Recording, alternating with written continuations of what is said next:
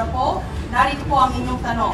Sa lahat ng mga kandidato sa entablado ngayon, kayo po ang may pinakamanipis na resume pagdating sa government service. 2 taon bilang MTRCB chairperson at nangangalahati pa lang po kayo sa inyong termino bilang senador. Sa tingin niyo ba ay may napatunayan na kayo sa larangan ng serbisyo publiko para maging Pangulo ng ating Republika? Jessica, alam mo, talaga hindi ko pinagkakaila sa lahat sa kanila. Ako ang pinakabago dito. Pero sa ating mga kabataan, alam ninyo ang kanta ng Glock 9. Kayong mga nakaupo, subukan niyo naman tumayo para maramdaman niyo ang aming kinagayan, ang kinalalagyan ko. Sa tingin ko, sa lahat sa kanila, ako nga may pinakaranasan, pero nakikita ko bilang isang nanay kung anong pangangailangan ng isang pamilya. Sa aking maikling karanasan sa gobyerno, ako po ay nakapaghawak ng isang executive position na may management requirement at mismo na rin si Senator Miriam ang nagsabi na ang Senado ay pwede talagang mas mahirap ang trabaho kung talagang ginagawa mo yung trabaho.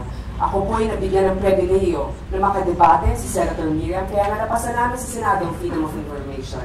Yung mga batas na aming itinulak ay pagkain para sa mga bata, yung mga batas o yung mga budget pala na aming tinulak pagkain para sa mga bata, para sa magsasaka, higit sa lahat, pag-iimbestiga na walang kinikilingan, kaibigan man o kaaway. So para sa akin, ang aking karanasan bilang isang teacher, bagamat minamaliit ng iba, hindi po tayo makakarating sa puntong ito kung hindi dahil sa isang guro na nagmalasakit at nagturo sa atin kung anong tama at mali at kung anong naaayon para sa ating mga paksa. Kaya po sa ating mga kababayan, pare-pareho na naman ang problema ng Pilipinas eh. Pare-pareho nandyan. Wala pong proof na pag matagal ka na sa pwesto, mas magaling ka. Ano po ang reaction mo sa sinabi ni Senator Po? It should be recalled that you once asked her to be your running mate or your vice presidential candidate. Tama ka dyan, Jessica. No? Inanyayahan natin si Senadora Po na sumama dahil nga sa pagkilala na tulad ng sinabi ninyo ay manipis yung kanyang karanasan sa pamumuno.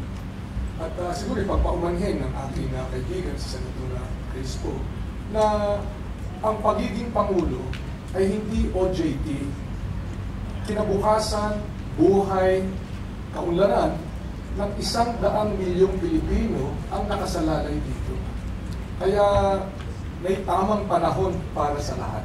At para sa akin, yung karanasan ay isa sa pinakamahalagang katangian para sa pagiging Pangulo. Paano mo malalaman kung binubola ka o hindi? Paano mo pipiliin kung anong rekomendasyon ng dalawang magkaibang rekomendasyon ng mga cabinet secretary ang iyong pagdidesisyonan? Ito yung mga malalaking desisyon na kailanganin gawin ng susunod na Pangulo at mahalaga yung tamang karanasan, malinis na karanasan para dyan.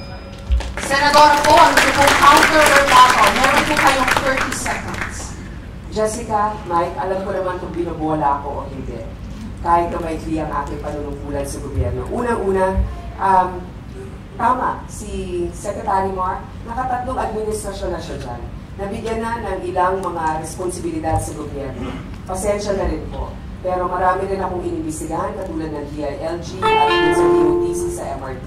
At sa tingin ko naman, hindi mo kailangan ng napakahabang karanasan para malaman na kulang ang tulong ng gobyerno sa transportasyon sa ating bayan at kulang ang tulong ng mga gobyerno para magkaroon tayo ng Maraming salamat po, Senadora Po.